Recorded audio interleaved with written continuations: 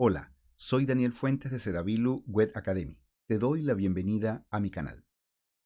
¿Alguna vez te has preguntado cómo se almacena la información de tus aplicaciones favoritas? ¿Cómo funcionan los sistemas de registros de usuarios?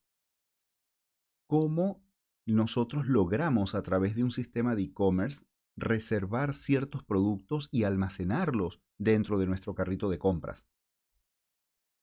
O simplemente cómo se organizan grandes volúmenes de datos. Si es así, entonces te encuentras en el lugar correcto, ya que el día de hoy vamos a profundizar sobre todo lo que tiene que ver con el uso, administración y manipulación de bases de datos. En esta oportunidad nos vamos a estar apalancando del motor de base de datos MySQL. Así que sin más, vamos a ello de inmediato.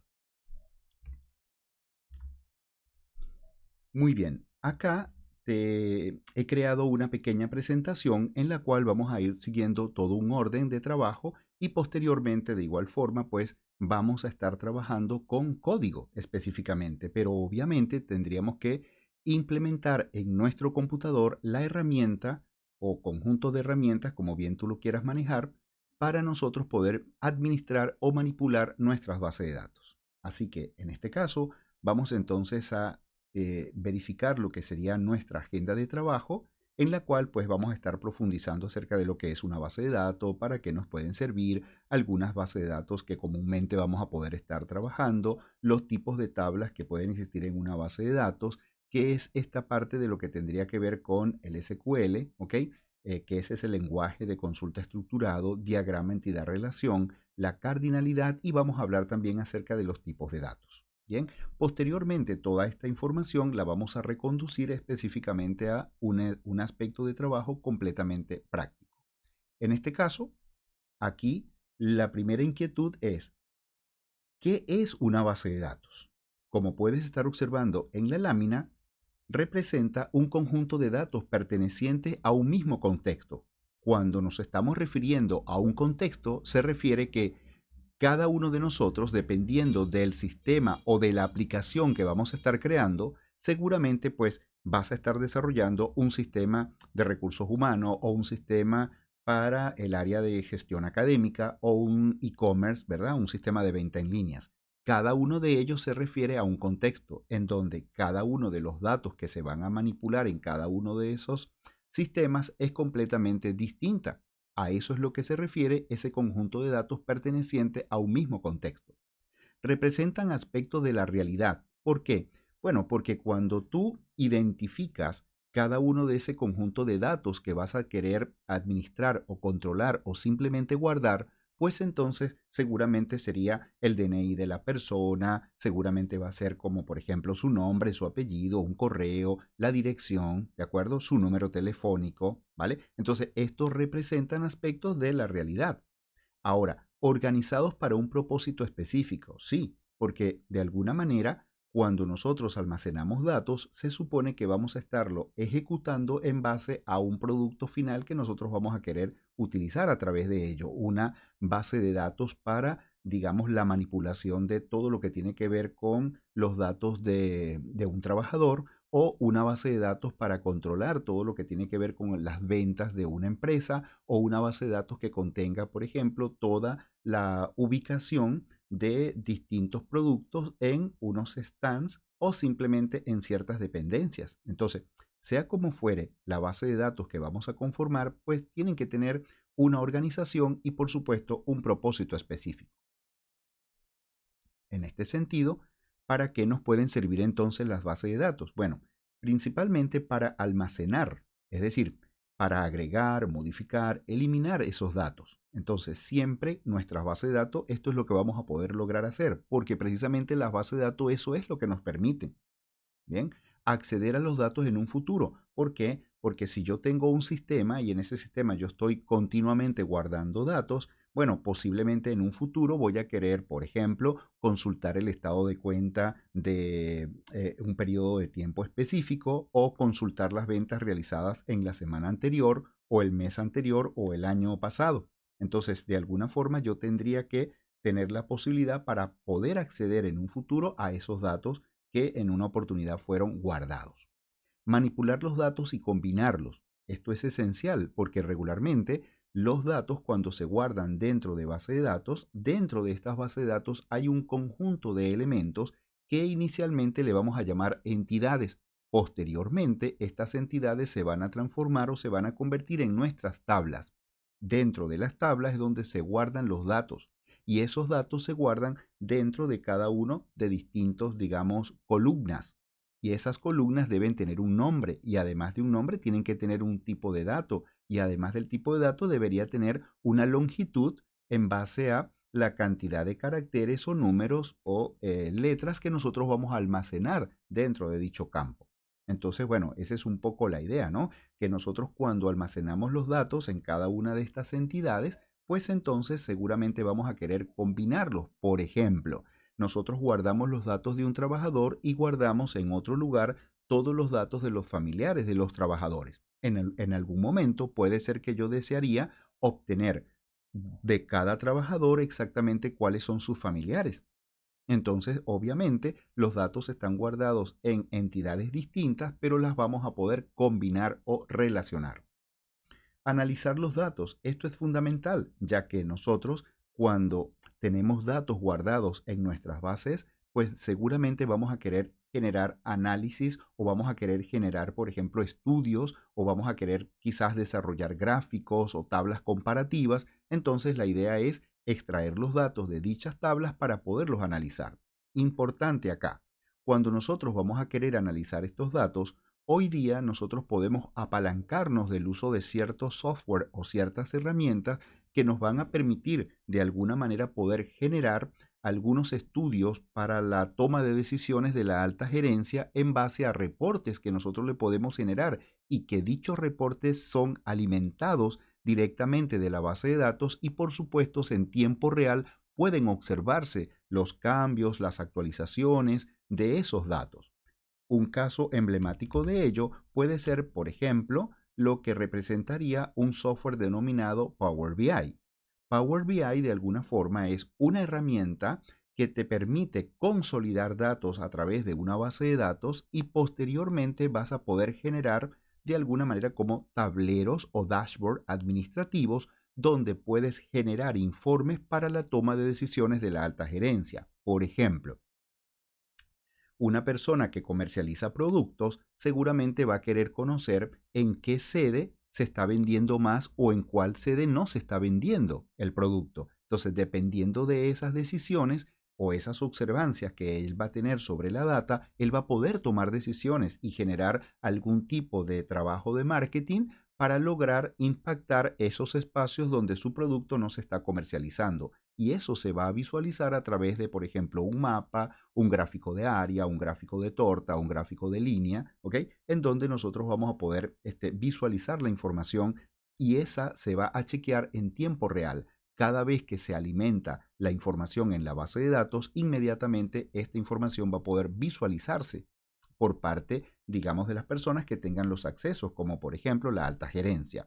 En este caso, aparte de este software creado por Microsoft, bien, también tenemos otro software denominado Tableau, que también en la industria es comúnmente utilizado, donde de alguna forma, de igual manera, todos los datos se tienen consolidados en una base de datos y posteriormente lo que se generan son, como se puede estar observando acá, tableros o dashboard o simplemente gráficos o imaginemos y visualizaciones, digamos, como de mapas en donde rápidamente se puede lograr observar cómo está el comportamiento de los datos que nosotros queremos de alguna forma verificar. Entonces, de alguna manera, herramientas como esta que te acabo de mencionar son tremendamente útiles. No te preocupes, todos los enlaces a las herramientas te lo voy a dejar en la descripción del video. Y además, si te está gustando este video, qué bueno que tú puedas entonces darle un me gusta y también generar cualquier comentario a futuro. Si no te has suscrito a mi canal, te invito a que lo hagas. Bien, genial. En ese sentido, por ello es que acá en nuestra presentación nos habla de el análisis de los datos, porque obviamente los datos van a estar entonces consolidados y de alguna forma nosotros podemos generar estudios o análisis de los mismos. Bien. Algunas bases de datos. Importante. De alguna manera, vamos a lograr observar que existen varios tipos de bases de datos. Y estas bases de datos podemos clasificarla, digamos, de una manera bastante amplia en bases de datos relacionales y bases de datos no relacionales. Cuando hablamos de bases de datos relacionales, estamos hablando de bases de datos donde su información, todos sus datos, es guardado en distintas tablas de una manera muy organizada, en donde existirá entonces una tabla para cada, digamos, categoría de datos o procesos que nosotros queremos almacenar. Datos de ellos, aquí puedes darte cuenta en esta lámina que hay una cantidad importante de ellas. En el caso de nosotros vamos a estar trabajando con MySQL, pero fíjate que pueden existir bases de datos como Oracle, Microsoft SQL Server, PostgreSQL, ¿sí? Acá vas a ver SQLite y fíjate que hay algo bien importante en cada una de ellas y observamos precisamente esas siglas SQL, que se refiere a un lenguaje de consulta estructurado, en donde concretamente él internamente lo que tiene es un conjunto de comandos que nos va a permitir de alguna manera administrar nuestras bases de datos. Ahora bien, fíjate que de igual forma también tenemos bases de datos no relacionales, donde estas bases de datos no relacionales, fíjate por ejemplo acá hay una que se llama MongoDB, como puedes ver se ven como un poquito más grandes sus letras que las demás. Eso significa que MongoDB por excelencia hoy día es un motor de base de datos bastante utilizada. Si no tienes idea de lo que sería MongoDB y cómo funciona y las herramientas que precisas para poder utilizarlo, acá en la parte superior te voy a dejar mi video en donde te explico completamente todo lo que tiene que ver con la parte de trabajar con este motor de base de datos tan robusto que existe en el mercado. Bien, en este caso, MongoDB no trabaja entonces como las bases de datos relacionales, sino que él todo lo trabaja a través de documentos. Bien, entonces de alguna manera la forma en cómo los datos son guardados en esta base de datos inclusive también es completamente diferente. En este caso, la parte interesante acá es que manejemos que existen distintos tipos de tablas que podemos crear en una base de datos.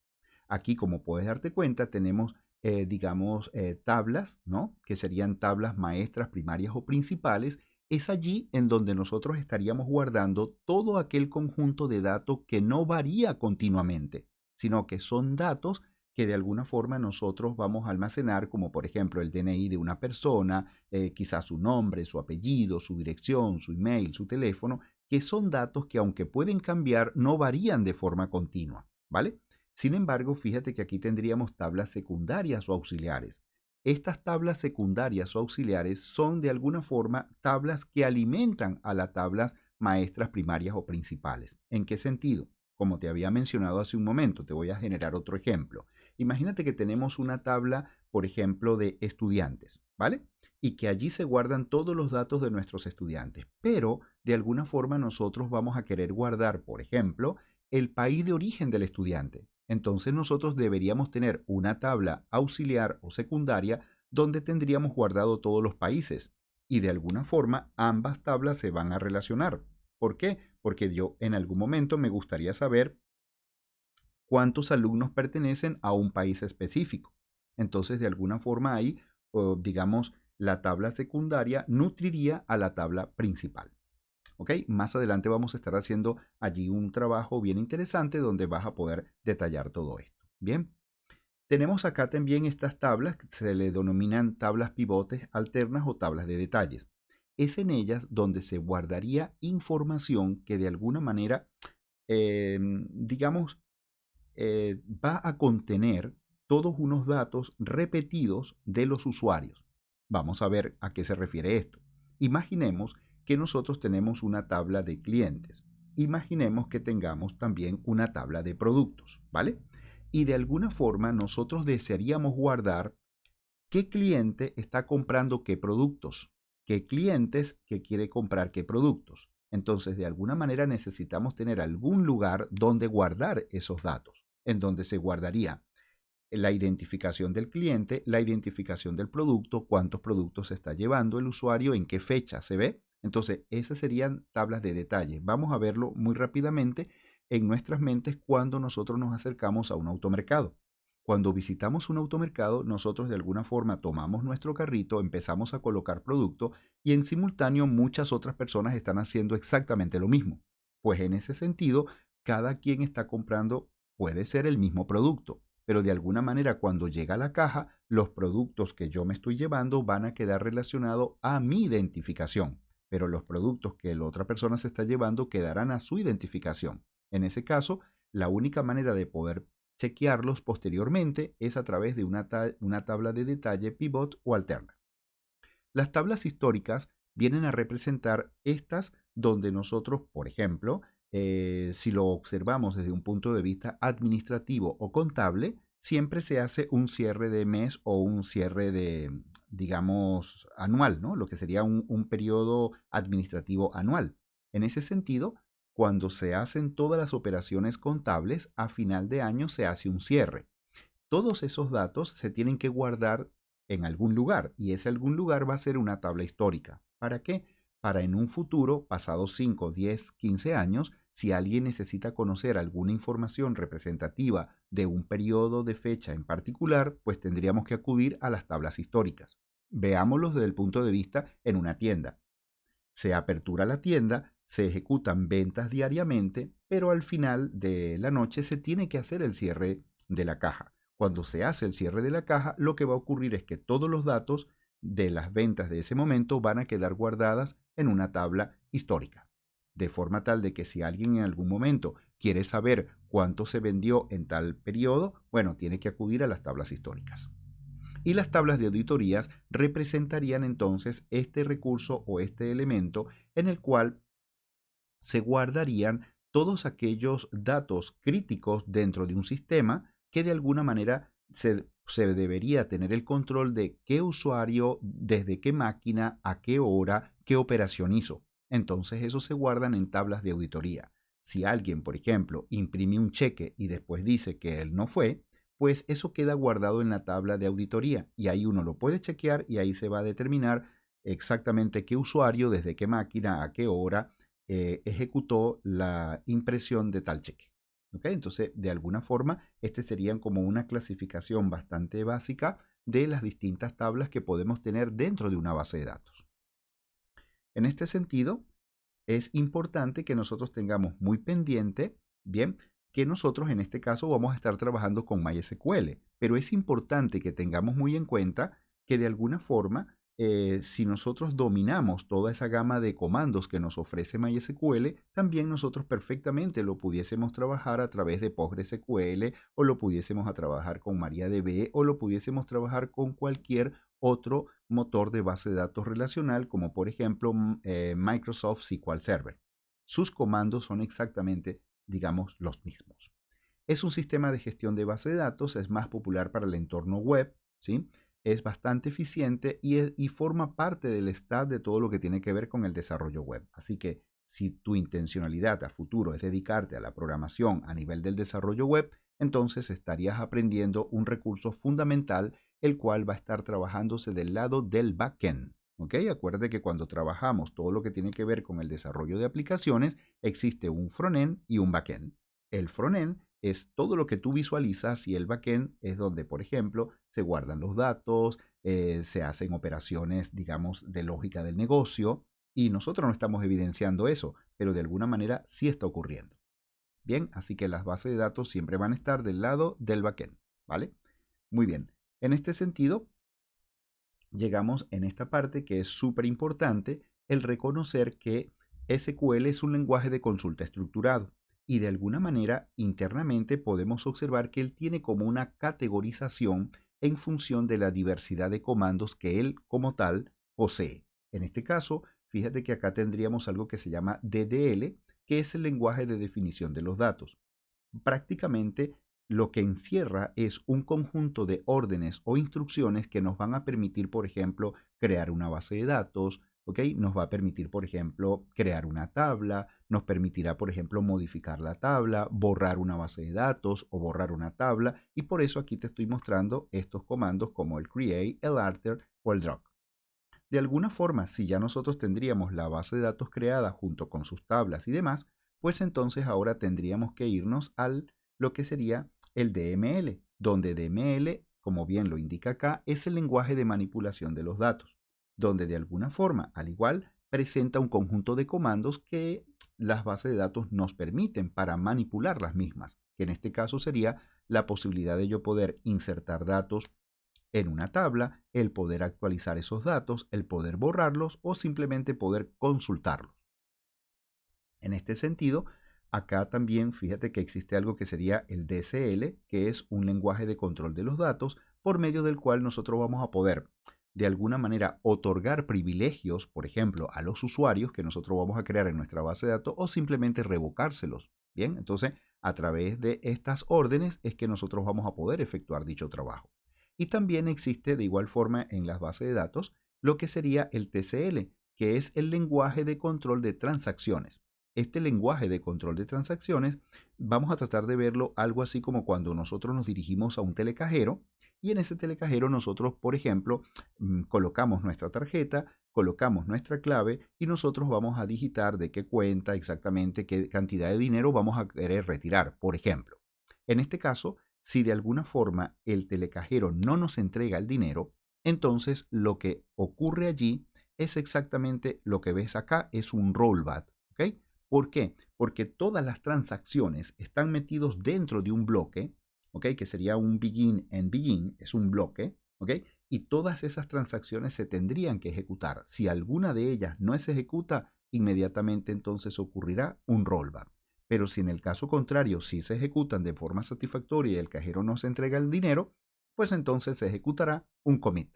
El commit lo que hace es, digamos, hace un swapping al disco, concretamente a la tabla, y automáticamente se efectúa la operación y se debita el dinero de la cuenta. Eso es automático. Bien, genial. En este caso, es interesante que nosotros de alguna forma, cada vez que pensemos en base de datos, qué bueno que nosotros podamos tener una idea representativa de cómo nosotros podemos construir las mismas. Es decir, cómo nosotros podemos entonces crear nuestra base de datos, familiarizarnos con ella, ¿sí? Por ejemplo, trata de ir pensando en tu caso cómo funcionarían las bases de datos en el sentido de que tú digas, oye, mira, yo actualmente estoy trabajando en una empresa y me gustaría de alguna forma generar una base de datos. Entonces tienes que pensarla en cuáles serían las entidades que intervienen dentro de ellas. ¿Mm? Fíjate que acá las entidades vienen a representar, ¿verdad? Fíjate que acá en este diagrama, como lo puedes estar observando, se manejan un conjunto de elementos que serían las entidades, los atributos, las claves y las relaciones. Bien, eso es lo que intervienen adentro de un diagrama entidad-relación. Ahora bien, ¿qué vienen a hacer las entidades? Bien, las entidades vienen a representar como ese conjunto de proceso categorizado que tú vas a querer controlar. Por ejemplo, si estamos hablando de un sistema de control de estudios, ¿vale? O un sistema de gestión académico, seguramente vamos a pensar en nosotros nos gustaría controlar todos los datos de los profesores, todos los datos de los alumnos, todos los datos de las materias, todos los datos de las carreras. Entonces, de alguna forma, yo debería, cada uno de esos elementos que yo estaría pensando, se le denominan entidades y adentro de un diagrama se va a, digamos, la nomenclatura representativa para ella es un rectángulo. Ujú. Pero aparte de eso, también podemos pensar, oye, nosotros tenemos una entidad que se llama alumnos. Ahora, ¿qué atributo vamos a querer contemplar o controlar de nuestros estudiantes? Ah, bueno, entonces me gustaría controlar, por ejemplo, guardar el DNI, el nombre, el apellido, me gustaría guardar el correo electrónico, la dirección, el teléfono. ¿Se entiende? Entonces, cada uno de esos elementos que estamos pensando se le llaman atributos dentro de un diagrama entidad-relación y en el diagrama se representa con un óvalo tal cual como lo puedes observar acá en el dibujo. Bien, ahora, ¿a qué vienen a representar las claves? Las claves constituyen estos elementos que son únicos dentro de cada una de las entidades. Es como ese campo por medio del cual tú vas a lograr, o ese atributo por medio del cual tú vas a lograr acceder a la información de una forma muy rápida. Por ejemplo, cada una de nuestras entidades deberían tener lo que vendría a ser un identificador único. Y ese identificador único es un ID. Y ese ID es el que de alguna forma debería tener todas nuestras tablas, ¿sí? Donde de alguna forma es como una nomenclatura automática que se va a ir generando dentro de ella. En este caso, Cuando hablamos, por ejemplo, de las relaciones, bien, estaríamos hablando de cómo de alguna forma se establece esa comunicación entre cada una de las entidades. Cada entidad va a tener entonces una asociación con otras entidades. Fíjate, si nosotros chequeamos acá, fíjate que nosotros acá tenemos una entidad que se llama película, una entidad que se llama actor y una entidad que se llama estudio, donde de alguna forma en la película tenemos el nombre y el año. Entonces el nombre y el año son los atributos y película es la entidad, donde de alguna forma, fíjate que acá nosotros tenemos un actor y el actor también tendríamos nombre o apellido del actor y en el estudio tendríamos el nombre del estudio y la dirección. Fíjate que una película, de alguna forma, en una película pueden actuar muchos actores, ¿verdad? O muchos actores pueden actuar en muchas películas. Además, nosotros podemos tener una película y esa película va a ser producida por un estudio en particular. Eso es más o menos lo que se está verificando acá dentro de este diagrama. Sin embargo, es importante, por ejemplo, en este otro ejemplo de este diagrama, fíjate que yo tengo una entidad denominada alumnos y tengo una entidad denominada países. De alguna forma, ¿qué va a pasar? Bueno, que yo tengo entonces, fíjate, dentro de la entidad alumnos, tengo un atributo ID, un atributo nombre, email y país ID.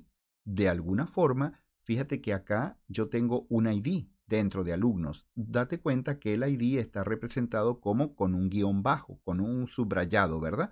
Bueno, es porque esto viene a representar mi clave primaria o mi clave principal de acceso a los datos, el ID, ¿de acuerdo?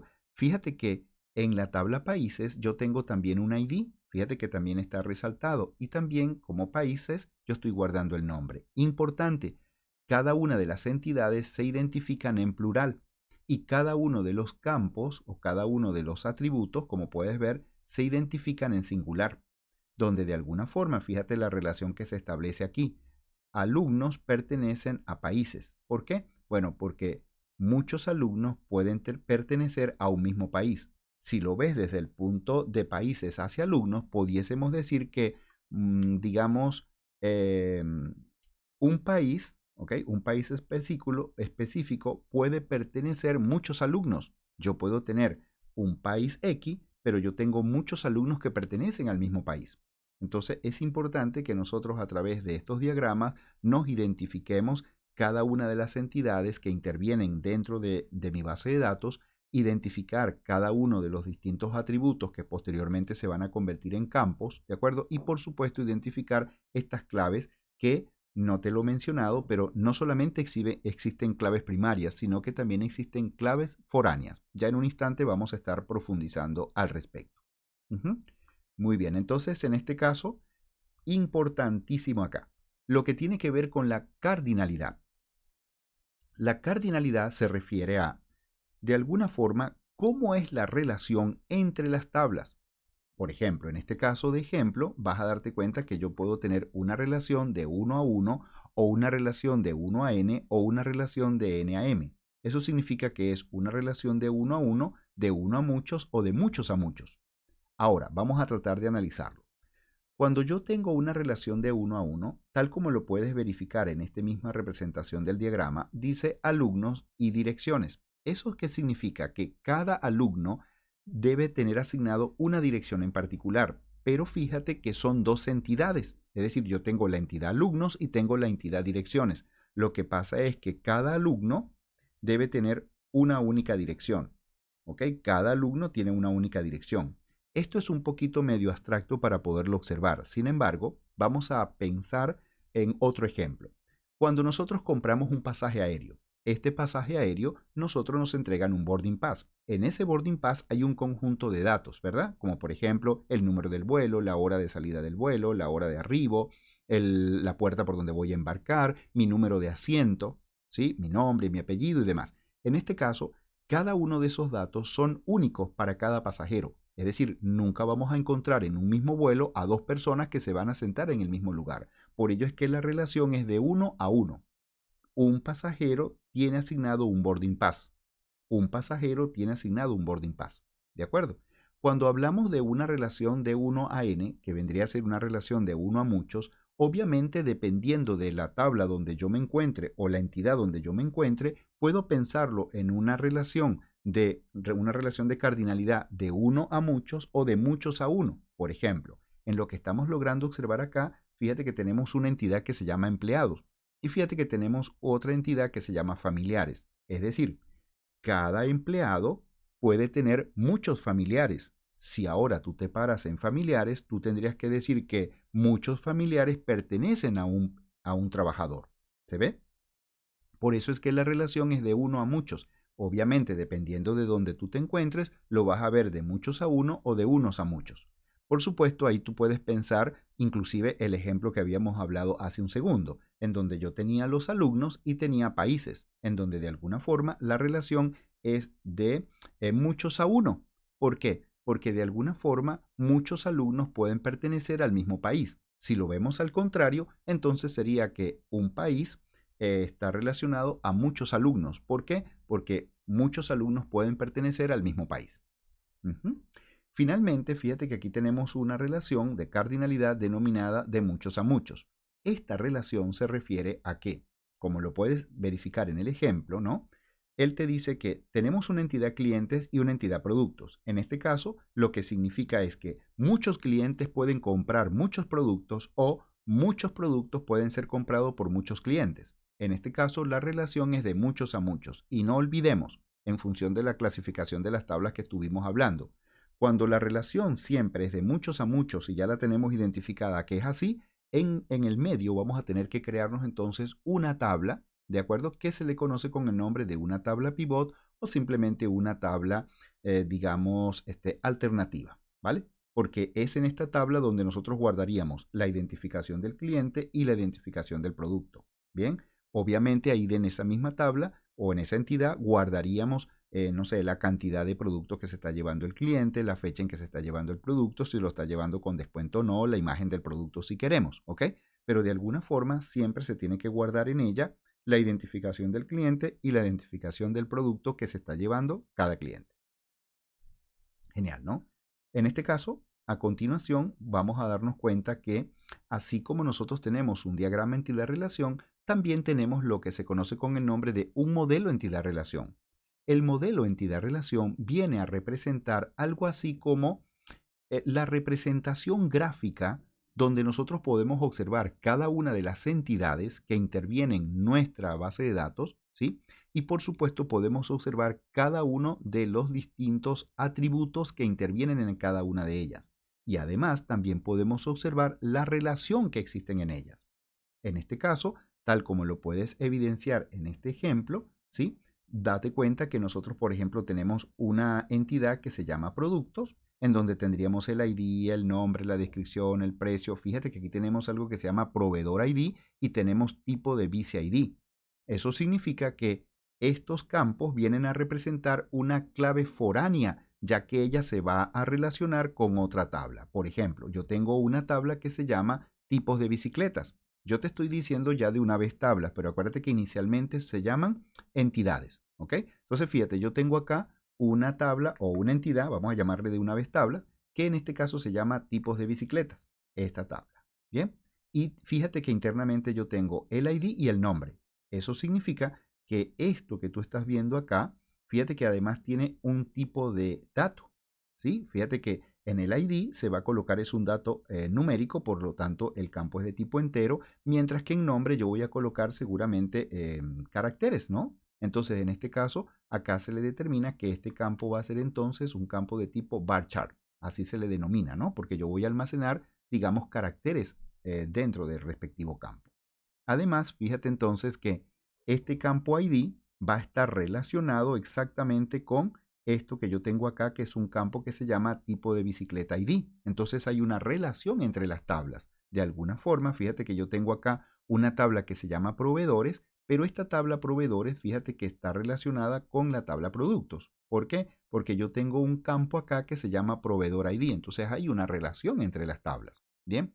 Y como puedes ver, yo tengo acá, por ejemplo, una tabla que se llama clientes, en donde tengo todos y cada uno de los distintos campos de los clientes que yo quiero controlar, pero fíjate que además yo tengo una tabla que sería clientes producto. Entonces, esta tabla es una tabla pivot o una tabla alterna, que como bien te dije hace un momento, ¿verdad? Esto sería una relación de muchos a muchos. Y en esta relación de muchos a muchos, fíjate que yo tendría entonces, aquí yo tendría que guardar mi propio ID, ¿de acuerdo? Que me identifica al cliente producto, pero fíjate que yo estaría guardando al ID del cliente, ¿ok? Y también tengo que guardar el ID del producto. Bien, por supuesto guardaría la cantidad, el precio de la venta, la fecha en que se hizo la reserva del producto y demás, ¿no?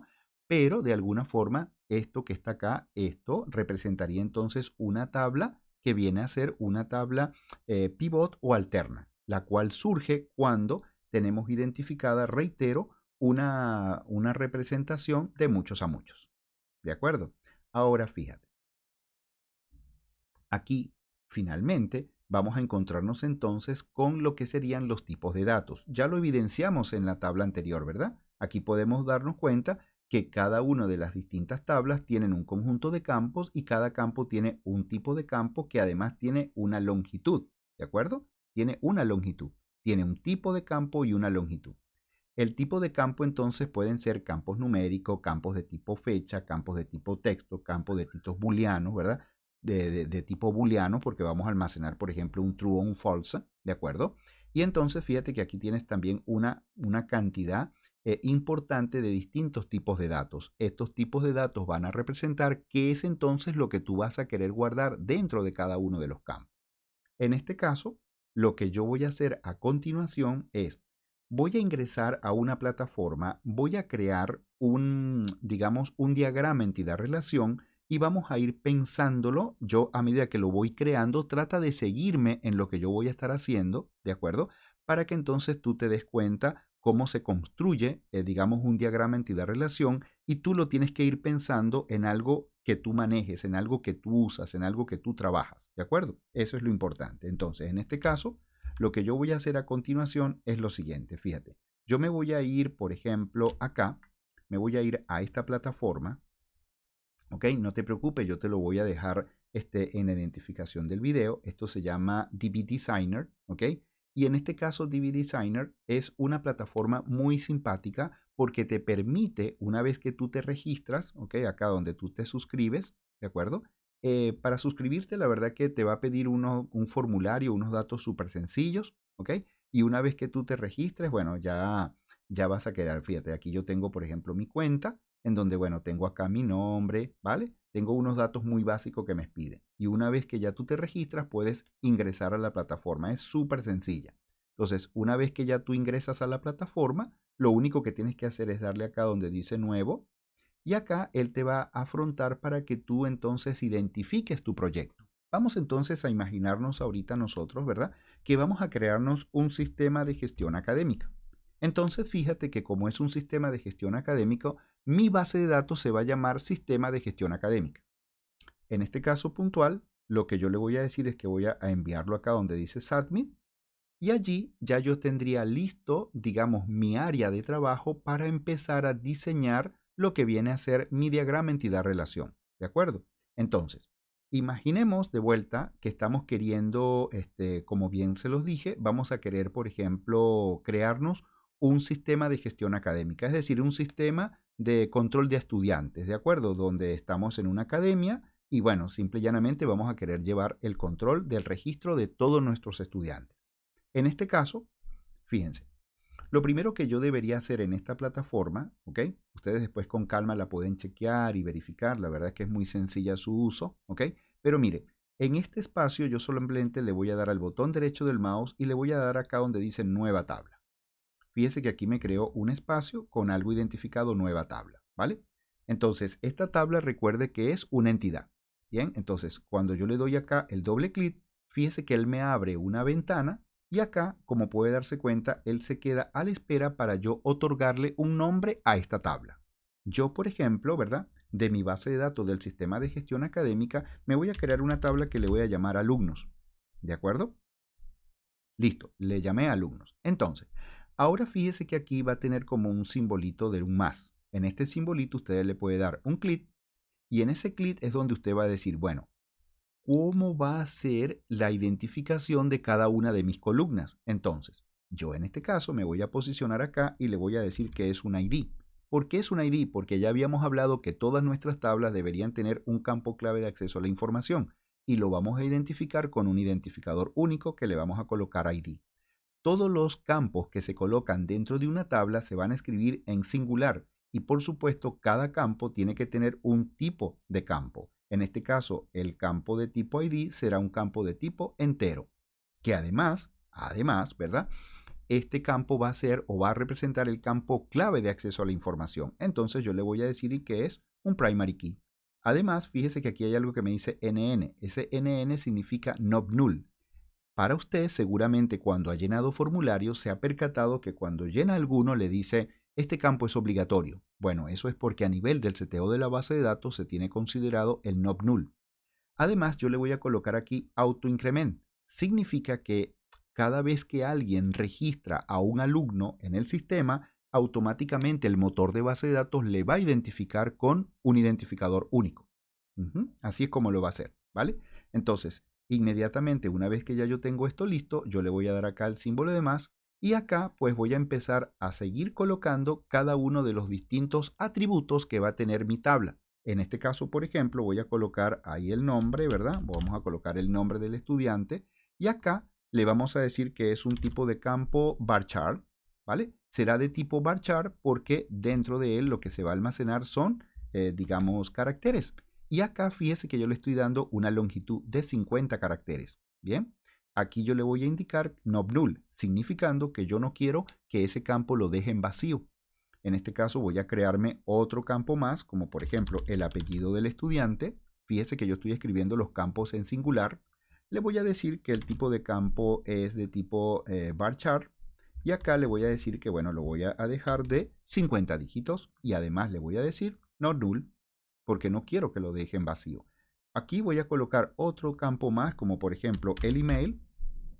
El email lo voy a determinar que es de tipo varchar también. Y le voy a decir puntualmente que, bueno, va a tener 100 caracteres.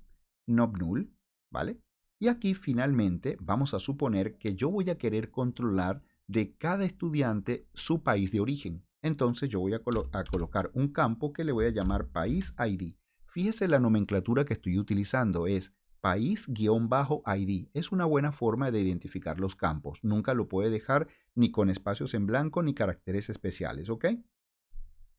Entonces, este país ID le voy a decir que es un campo de tipo entero y él mismo nunca me lo van a poder dejar vacío. De esta forma, como puede darse cuenta, acabamos de crear entonces una entidad que en este caso dentro de nuestra base de datos representa una tabla y ella internamente tiene entonces, digamos, una identificación que se llama alumnos y además tendríamos el identificador, el nombre, el apellido, el email y el país ID del estudiante. Ahora bien, ¿qué pasa? Vamos a suponer que nosotros necesariamente necesitaríamos guardar en una entidad aparte todos los países. Bueno, entonces en este caso vamos a tener que crearnos una nueva tabla. Botón derecho del mouse, nueva tabla. Fíjese que aquí tendríamos la representación de la tabla. Le damos doble clic y acá fíjese que me dice cuál es el nombre de la nueva tabla. Así que bueno, le vamos a identificar y le vamos a decir que esta es la tabla países. Una vez que identificamos nuestra tabla, le damos un clic al simbolito del más y fíjese que aquí yo perfectamente puedo identificar. Lo primero, esto es el ID, que además ese identificador debería ser de tipo entero, que además es una clave primaria de acceso a la información y además es not null. Que de paso, fíjese que yo le puedo decir obviamente que es autoincremental. Ahora bien, ¿qué otra cosa me gustaría controlar del país? Bueno, seguramente el nombre del país. Entonces colocamos el nombre. Además, yo tengo que guardar dentro de esa identificación el nombre del país. Entonces van a ser seguramente caracteres, así que yo le voy a decir que el tipo de campo es de tipo varchar y que le vamos a decir y que bueno, el país va a tener, por ejemplo, 50 caracteres. Y no vamos a permitir que nos los dejen vacío. De tal manera que hasta este punto, fíjese, lo que acabamos de crear es una entidad nueva que se llama países. Importante, fíjese, hay algo, ¿no? Yo acabo de crear la tabla alumnos, pero fíjese que yo voy a ingresar de nuevo en ella porque voy a querer hacer un ajuste. Es decir, yo entro en la tabla, ¿ok? Y fíjese que yo tengo un campo acá que se llama email. La parte interesante radica que yo quisiera tener muy en cuenta que no puedo permitir que dos personas se registren, o sea, dos alumnos que se registren con el mismo email. En este caso, yo precisamente por eso es que yo acá voy a tener que decirle este UK que usted está viendo aquí, UQ que está viendo acá, significa unique, único, ¿ok? Se refiere entonces que cuando nosotros lo marcamos, representa que nosotros no vamos a permitir que dos personas se registren con el mismo email. Ahí lo colocamos. Ahora mire, colocamos los alumnos, colocamos los países. Ahora bien, vamos a suponer que dentro de nuestro sistema de gestión académica, nosotros vamos a tener algo así como un conjunto de cursos, ¿de acuerdo? Vamos a suponer que somos una academia y bueno, damos un conjunto de cursos. Así que nosotros de alguna manera vamos a tener que registrar los cursos, llevar el control de nuestros cursos. Y ojo, mire cómo yo lo voy pensando. Esa es exactamente la misma forma en cómo yo le recomiendo que usted lo haga en base a su contexto, en base a lo que usted quiere crear. Tiene que ir pensando cuáles son las entidades, cuáles serían los campos que intervienen y demás. Y si usted puede también crearse su cuenta en esta plataforma para hacerlo de forma gráfica y sería fantástico. ¿De acuerdo? En este caso, fíjese, yo digo, bueno, mira, voy a querer crear los cursos y quiero llevar todo el registro de mis cursos. Bueno, genial. Entonces yo tendría que crearme una nueva tabla. Ahí está, botón derecho del mouse, nueva tabla. Accionamos doble clic en ella y nos vamos acá donde dice nueva tabla. Y yo le voy a decir, por ejemplo, cursos. Así se va a llamar la tabla. Ahora bien, esta tabla yo voy a querer controlar ciertos datos. Entonces ya yo sé que siempre el primer campo que tiene que tener esta tabla será el ID o la primera columna, ¿vale? Será ID. Y habíamos dicho que este campo va a ser de tipo entero, que además es una clave principal de acceso a los datos. No vamos a permitir que nos los dejen vacío y además le vamos a decir que es autoincremental. Importante, ¿no? Cuando nosotros colocamos el autoincremental es porque nosotros cuando estamos trabajando con las bases de datos y colocamos autoincremental, le estamos diciendo al motor de base de datos que sea él quien se encargue de controlar, digamos, esa secuencia numérica de la primera persona que se registró tendrá el número 1, la segunda será el número 2, la tercera el número 3 y así. Nosotros no vamos a controlarlo, lo controla el motor de base de datos. Por eso se le coloca autoincremento. Bueno, yo voy a querer también tener acá pendiente, por ejemplo, el nombre del curso, ¿de acuerdo? Y bueno, vamos a decirle que va a ser un campo de tipo varchar, que nosotros le vamos a decir que va a ser, por ejemplo, de 100 caracteres. No vamos a permitir que nos lo dejen vacío. Vamos a colocar otro campo más. Vamos a decirle, por ejemplo, la descripción del curso, ¿de acuerdo? Descripción, ¿vale? Ahí está. La descripción del curso. Y en este caso de la descripción del curso, vamos a decirle que va a ser un campo de tipo, por ejemplo, varchar, puede ser. Vamos a decirle de 100 caracteres y vamos a decirle que no los dejen vacío, ¿vale? Entonces, hasta este punto, fíjese que nosotros lo que estamos haciendo es creándonos un pequeño diagrama entidad-relación a través de esta herramienta. Y de alguna forma, fíjese que aquí hay algo súper importante, ¿no? Mire, nosotros tendríamos la tabla alumnos, países y la tabla cursos. Bien, ahora, ¿qué va a pasar? Miren, vamos a necesitar guardar en alguna parte qué alumno se está inscribiendo en qué curso, qué alumno se está inscribiendo en qué curso. Entonces fíjese que acá va a existir una relación que es una relación de muchos a muchos entre estas dos entidades. Por lo tanto, cuando la relación es de muchos a muchos, ¿y a qué me refiero? Muchos alumnos pueden inscribirse en muchos cursos o muchos cursos pueden serse, digamos, a inscribir a muchos alumnos. Entonces, en esa relación de muchos a muchos tenemos que crear una nueva tabla. Entonces, bueno, botón derecho del mouse, nueva tabla, ahí la tenemos. Accionamos doble clic y le vamos a decir que, por ejemplo, esta tabla le vamos a llamar alumnos cursos, ¿vale? Así le vamos a llamar. ¿Por qué? Bueno, porque estamos relacionando ambas tablas.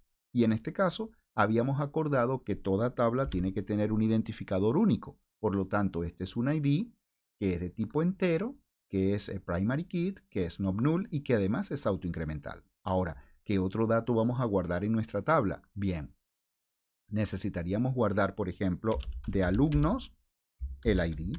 Entonces vamos a crearnos algo que se llame alumno ID, ¿de acuerdo? Y ese alumno ID le vamos a decir y que este campo es de tipo entero y no vamos a permitir nunca que esté vacío. Además, también vamos a querer guardar en esta tabla, por ejemplo, el curso ID.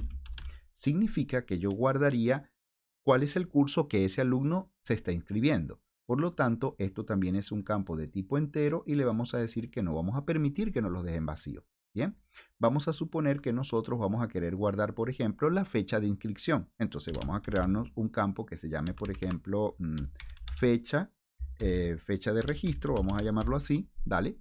Y acá le vamos a decir, por supuesto, que este campo es de tipo date, ¿vale? Porque es un campo de tipo fecha, que además no vamos a querer que nos los dejen vacío. Entonces, en este caso, fíjese que acabamos de crear otra entidad más y esta entidad se llama alumnos cursos. Bien, ahora, como puede observar, este diagrama entidad-relación tendríamos que trazar la relación que existe entre este conjunto de entidades. Para ello, siempre usted tiene que ir en lo que sería la tabla o la entidad donde usted tiene las claves foráneas. Por ejemplo, fíjese que en la tabla alumnos yo tengo el ID, pero tengo algo que se llama país ID. Por lo tanto, país ID vendría a ser mi clave foránea. ¿De acuerdo? Entonces, en este caso, es esta tabla a la cual yo tengo que acceder. Cuando yo accedo en esta tabla con doble clic, fíjese que yo puedo seleccionar el campo, que es el país ID, que es mi clave foránea, y es allí donde le voy a decir, oye, mira, país ID es una clave foránea. Y fíjense que él inmediatamente me pregunta, epa, ¿este campo se va a relacionar con qué tabla? Y es ahí donde le voy a decir, yo quiero que se relacione con países. Y fíjese que él automáticamente me establece una relación. Quizás no se distingue mucho, pero fíjese que de este lado yo tengo una rayita y de este lado yo tengo 3 rayitas. Significa que la relación es de uno a muchos, de uno a muchos. Y una vez que las tablas ya están relacionadas, yo las puedo disponer hacia donde yo quisiera. No hay ningún problema, ¿ok? Yo las muevo hacia donde yo quiera porque están relacionadas las tablas. Ahora fíjese lo siguiente. Si nosotros observamos la tabla cursos y la tabla alumnos, obviamente hemos creado una tabla que relacionan a ambas. Eso significa que en esta tabla yo tengo una clave primaria, pero tengo 2 claves foráneas. ¿De acuerdo? En este caso yo debería entrar en esta tabla con doble clic y yo decirle, oye mira, yo tengo un campo que se llama alumno ID y ese campo alumno ID es una clave foránea, es un foreign key. Y fíjense que inmediatamente el sistema me dice, epa, ¿con qué lo vas a relacionar? Y yo le voy a decir, bueno, mira, la voy a relacionar con alumnos. Y él automáticamente hace la respectiva relación. ¿De acuerdo? Y de igual forma, yo también debería entonces, ¿verdad? Voy a darle acá un clic, ¿de acuerdo? Y voy a seleccionar ahora curso ID. Cuando yo selecciono curso ID, ahora lo único que yo tengo que decirle es, mira, vale, curso ID, esto que yo tengo acá seleccionado, es una clave foránea. Y él, mira, me pregunta con qué tabla me relaciono. Yo le voy a decir, me relaciono con la tabla cursos. Como puede darse cuenta, inmediatamente lo que acaba de ocurrir es que se generó una relación entre cada una de las tablas. Y esto que usted tiene en este instante es exactamente un modelo entidad-relación, en donde tendríamos cada una de las tablas y cada una de las tablas existe un conjunto de campo y cada campo tiene un tipo de dato y además también tiene la cantidad de caracteres o números que adentro de ese campo se va a permitir almacenar. Obviamente, usted seguramente se ha percatado que cuando está llenando algún formulario, de pronto, no sé, digamos, usted tiene que llenar el DNI tiene una cantidad finita de dígitos y usted no puede colocar más de lo que le permite el formulario. Eso pasa porque hay una restricción no solamente desde el casco a nivel de la programación, sino también desde todo lo que tiene que ver con la base de datos. Obviamente, cuando usted va a registrar un número de cuenta, fíjese que un número de cuenta bancaria tiene una cantidad de dígitos y usted no puede colocar más dígitos de lo que por defecto ella ya tiene. ¿De acuerdo? Entonces, a eso se refiere la cantidad de caracteres o números que se puede almacenar dentro de un campo.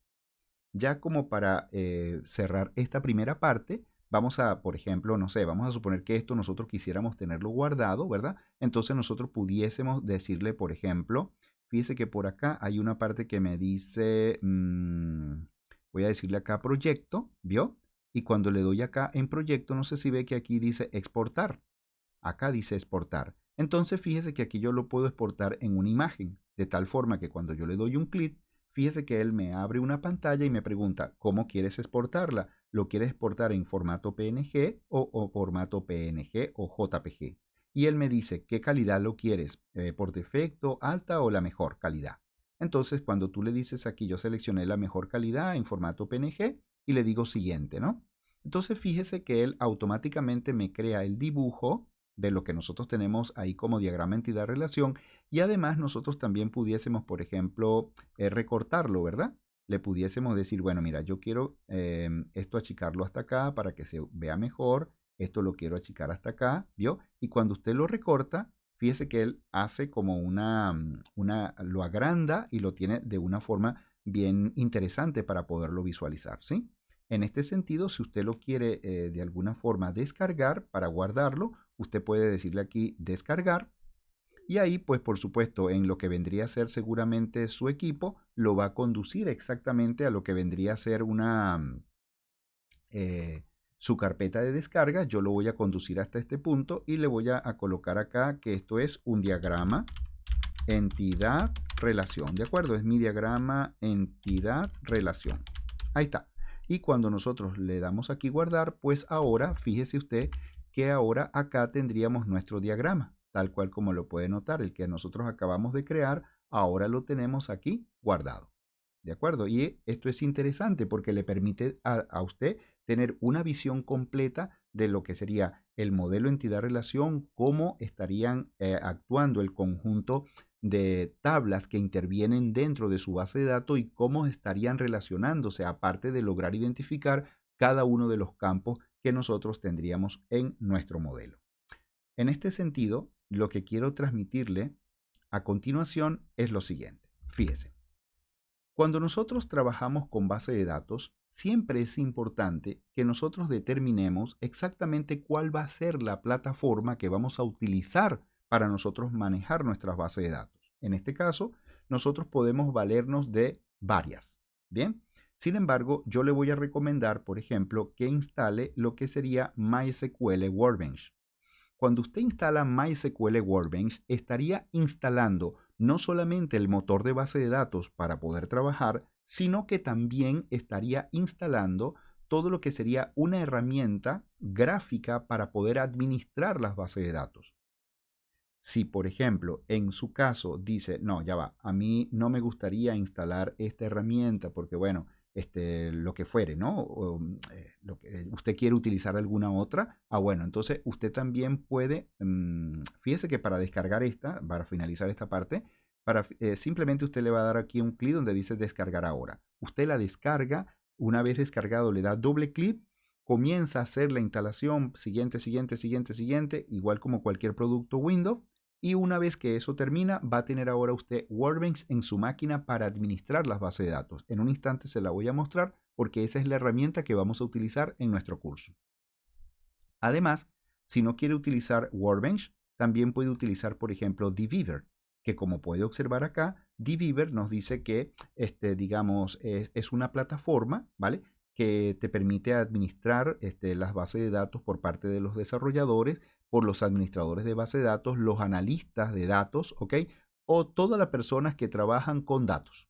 Así que soporta también varias bases de datos, como por ejemplo, digamos, MySQL, MariaDB, PostgreSQL, SQLite, ¿vieron? Entonces, es bien interesante esta herramienta. Ojo, es simplemente un recurso que te permite administrar las bases de datos, es decir, crear la base de datos, crear las tablas, borrar una tabla, borrar la base de datos, consultar las tablas, ¿ok? Todo eso que vamos a estar haciendo en nuestra continuidad de curso, ¿de acuerdo?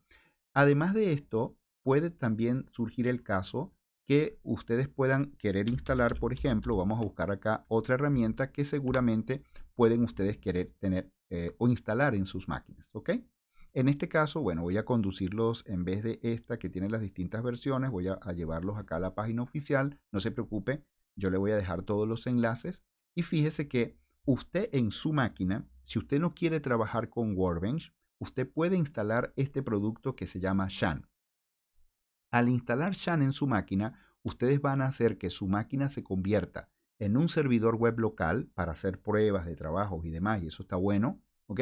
Va a instalar lo que sería el motor de base de datos MariaDB, que lo que está detrás de MariaDB es exactamente MySQL, y también va a instalar lo que sería el lenguaje de programación del lado del backend, que sería PHP, que es preprocesador de hipertexto, y también el interpretador de código bajo Perl. ¿Ok? Así que bueno, simple y llanamente son herramientas que usted puede instalar para poder hacer exactamente lo mismo. Reitero, en nuestro caso vamos a estar trabajando es con MySQL Workbench. ¿Por qué? Porque es una herramienta muy versátil. Además, te permite instalar de una vez la base de datos y además, es decir, te permite instalar el motor de base de datos y además te permite también, digamos, la herramienta Workbench, que por medio de ella vas a poder administrar las bases de datos. En este caso, cuando hablamos de lo que vendría a ser Workbench, ¿ok? Entonces yo voy a cargar en este instante la plataforma, que es exactamente lo que tú harías, ¿no? Cuando tú instalas Workbench, tú puedes escribir acá en la lupita, ¿verdad? Puedes escribir, por ejemplo, Workbench y fíjate que él te conduce a MySQL Workbench, ¿de acuerdo? Entonces, concretamente, cuando tú ingresas a esa plataforma, fíjate, yo voy a ingresar, te vas a dar cuenta que en tu caso, seguramente como es la primera vez que lo estás utilizando, por supuesto que no vas a tener nada de esto que yo tengo acá visible, ¿de acuerdo? Seguramente ni siquiera vas a tener ninguna tarjeta. Si es el caso que tú no tienes ninguna tarjeta, no te angusties. Lo único que tienes que hacer es darle un clic acá a donde dice el iconito del más. ¿Ya viste acá donde dice más? Le vas a dar un clic allí y él te va a abrir una ventana. Y en esa ventana lo único que tú tienes que hacer es escribir aquí, por ejemplo, el nombre de la conexión que tú quieres darle. Normalmente, digamos aquí, tú te vas a dar cuenta que todo el mundo le va a colocar siempre localhost. ¿Por qué? Bueno, porque se está refiriendo a una conexión de tu servidor local. Por eso se le llama localhost. Fíjate que eso tiene un hostname, como lo puedes ver acá, que sería como un nombre del host. Y ese nombre del host, fíjate que me lo está colocando con una nomenclatura de una dirección IP. Y esa dirección IP es la dirección IP de la tarjeta de red. Fíjate que sería 127.0.0.1. ¿De acuerdo? A eso es lo que se refiere. Y esas son las tarjetas de red de todos los equipos de aquí hasta Pekín. Bien, y fíjate que el motor de base de datos se va a residenciar ocupándose un puerto y el puerto es el 3306. Bueno, simple y llanamente, una vez que ya tú lo tienes listo, puedes ejecutar lo que bien vas a darte cuenta aquí que te dice test de conexión, que sería prueba la conexión. No vas a hacer ninguna otra cosa, tú simplemente colocas localhost y más nada. Le vas a dar acá donde dice test de conexión e inmediatamente cuando tú le das un clic, fíjate lo que va a pasar. Cuando le das un clic, él te va a pedir una contraseña, ¿ven? Que es la contraseña para el usuario raíz. Y esa contraseña ha de ser la misma que tú le diste en el momento que instalaste Workbench. Porque cuando tú instalaste el motor de base de datos, inmediatamente él te pidió que le asignaras una contraseña. Es lo único que te pide cuando estás haciendo la instalación. Como seguro ya lo estuviste verificando, ¿ok? Entonces ahí concretamente, lo único que yo, por ejemplo, en mi caso, le volví a dar la palabra root. Es decir, root es raíz, ¿ok? Entonces yo simplemente le di esa identificación de clave y yo simplemente le doy acá OK. Como puedes darte cuenta, él me dice que la conexión está exitosa, ¿de acuerdo? Es decir, que hubo comunicación perfecta entre lo que sería Workbench hacia el motor de base de datos. La comunicación fue exitosa. Bien, en este caso, una vez que ya tú le haces la prueba de conexión, le das simplemente OK y cuando acciones un clic en el botón OK, aquí vas a ver que se va a disponer una pequeña tarjeta que te va a decir localhost. En la misma también te dice que el usuario de conexión es root y que se supone estás conectándote al 127.0.0.1 a través del puerto 3306. Una vez que observes eso, lo único que tienes que hacer es darle, digamos, un clip sobre la tarjeta e inmediatamente vas a ver que vas a cargar en tu máquina una pantalla parecida a la que estás observando. Que en este caso, fíjate, si no carga de esta manera, sino que carga así, es porque, bueno, llegaste a una pantalla donde tienes toda la parte administrativa de lo que sería la herramienta. Sin embargo, si tú quieres pasarte de una visualización a la otra, lo único que tienes que hacer es darle un clic donde dice esquemas o le das un clic donde dice administración. ¿Qué vas a ver en administración? todas las opciones que te ofrece la plataforma. ¿Y qué es lo que vas a ver acá donde te dice esquemas? Todas las bases de datos que tú tienes en tu sistema. Obviamente, en este caso yo tengo algunas bases de datos aquí. Tú seguramente tienes, por ejemplo, SYS, ¿ok? Que seguramente la vas a tener porque es la que por defecto trae. Pero bueno, yo tengo otras acá y simplemente no te angusties por eso, que ya tú también vas a tener un montón de bases de datos dentro de tu plataforma o herramienta. Además, quiero mencionarte lo siguiente. Probablemente en tu pantalla vas a lograr ver otros elementos visuales como por ejemplo estos, ¿sí? O a lo mejor esto de aquí lo vas a ver un poco más hacia arriba. No te angusties, tú puedes personalizar tu pantalla como tú quieras. Igual te las voy a explicar. Mira, tú puedes hacer que esto aparezca o desaparezca, ¿viste? Dándole clic en la parte superior derecha de cada uno de los recursos, ¿sí? Bien. Mira, ¿ves? Desaparece, aparece. Desaparece, aparece. Y desaparece. ¿Bien?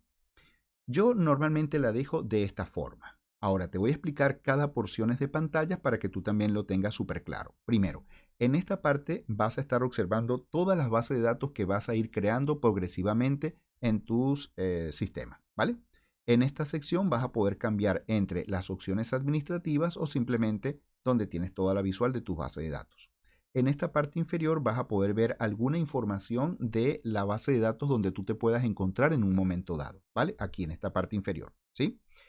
Digamos, en esta parte inferior vas a lograr darte cuenta que si tú haces algún código acá arriba y algo no funciona bien, inmediatamente vas a ver un error aquí debajo. Vas a ver un chef de color verde que significa que estuvo bien o vas a ver una X de color rojo que significa que hay un error.